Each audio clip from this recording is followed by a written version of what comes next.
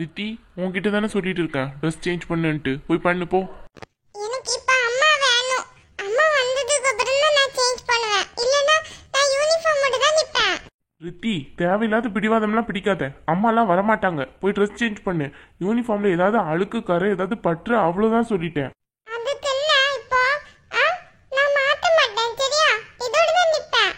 உனக்கு என்ன லூஸ் ஏதாவது பிடிச்சிருக்கா? எதுக்கு தேவையில்லாம 2 நாளா என்ன போட்டு டார்ச்சர் பண்ணிட்டு இருக்க? உன்ன மாதிரி தானே நானும் ஆஃபீஸ் போய் ஒர்க் பண்ணிட்டு வர்றேன். ரிலாக்ஸ்டா இருக்க வேண்டாம் எனக்கு? அப்போ அம்மாவை இங்க கூப்பிடுங்க. அம்மா எதுக்கு பாட்டி வீட்ல போய் உட்கார்ந்திருக்காங்க?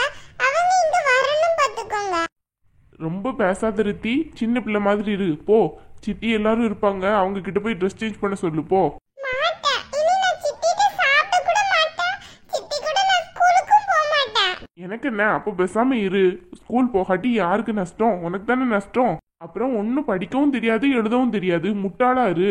எனக்கு இப்ப அம்மா வேணும் சொல்லிட்டேன். என்ன மிரட்டுறியோ? இங்க பாரு, நீ என்ன சொன்னாலும் அம்மாலாம் இங்க வரமாட்டாங்க. ஒழுங்கா சாப்பிடறதா இருந்தா போய் சாப்பிடு போ. அப்ப எனக்கு சாப்பாடு கூட வேணாம். நான் இப்படி தான் இருக்க போறேன். ஏன் ரித்தி, உனக்கு கொஞ்சமாவது ஏதாவது இருக்கா? ஏன் டென்ஷன் படுத்திட்டு இருக்க என்ன? அப்பா, நீங்க எதுக்கு தேவையில்லாம என்கிட்ட கோவப்பட்டுட்டே இருக்கீங்க? காவியா சித்தி தான் எப்பவுமே எனக்கு சாப்பாடு தந்துட்டே இருக்காங்க.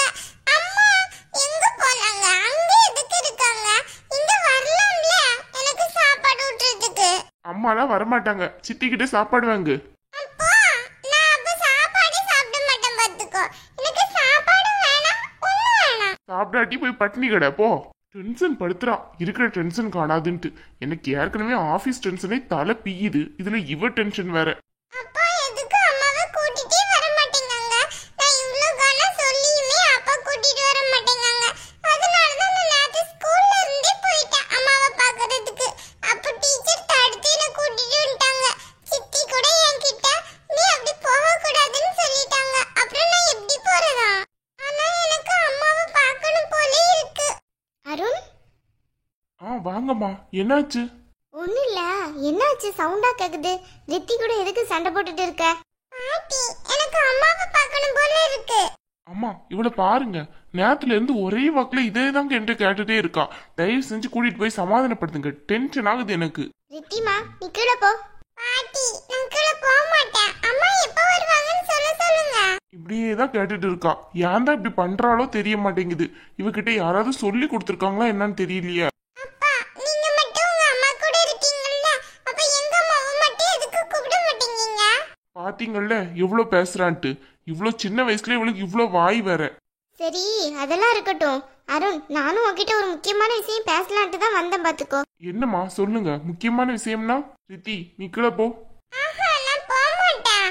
அவ இருக்கட்டும்டா, ஒன்னும் பிரச்சனை கிடையாது. பாட்டி சொல்லிட்டாங்க.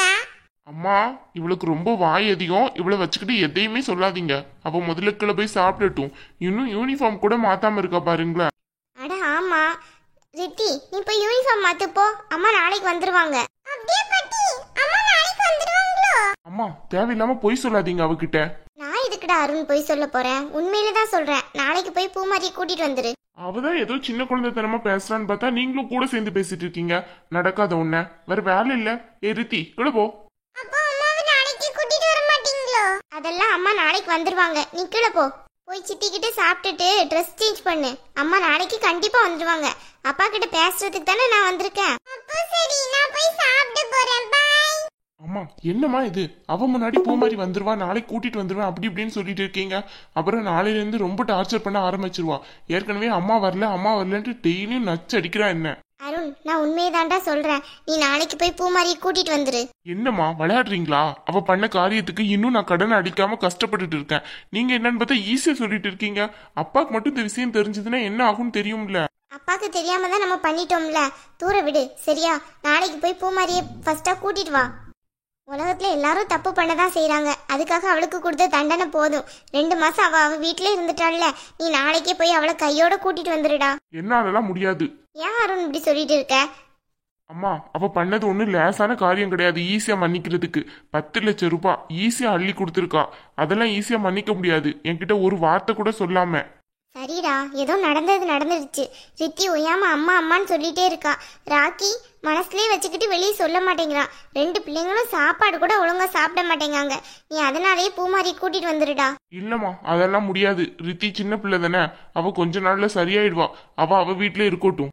அவ பண்ண தப்புக்கு இதான் அவளுக்கு தண்டனையா இருக்கட்டும். இங்க பாருடா, தண்டனை கொடுக்கறது பெரிய விஷயம் கிடையாது. ஆனா இது வாழ்க்கை பிரச்சனை. தேவையில்லாம அவ அங்க இருக்கணும்ட்டு என்ன வந்துட்டு. ஏதோ நானும் அவ மேல கோவமா இருந்தேன். அதனாலதான் உன்கிட்ட நான் இதை பத்தி பேச கூட இல்லை. நீ போய் முதல்ல கூட்டிட்டு வா. ரித்தியோட நல்லதுக்காக தான் சொல்றேன்.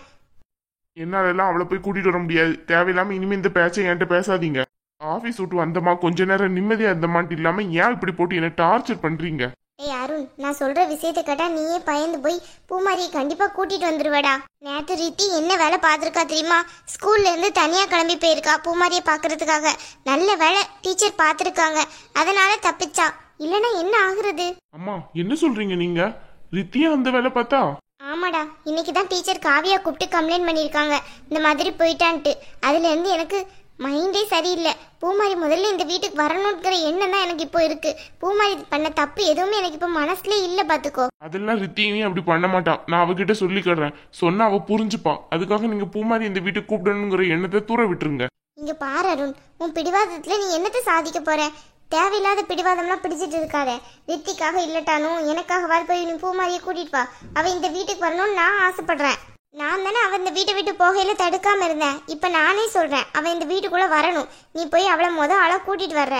என்னால எல்லாம் முடியாது. அவளை எதுக்கு நான் கூட்டிட்டு வரணும்? அவ இவ்வளவு பெரிய தப்பு பண்ணிருக்கா. அதெல்லாம் மன்னிச்சு அவளை நான் இனிமே இந்த வீட்டுக்கு கூட்டிட்டு வரணுமா? அதெல்லாம் இனி நடக்காது. தேவையில்லாம இந்த பேச்சை இனிமே என்கிட்ட பேசாதீங்க. அம்மா, என்னம்மா இப்படி இருக்கீங்க நீங்க?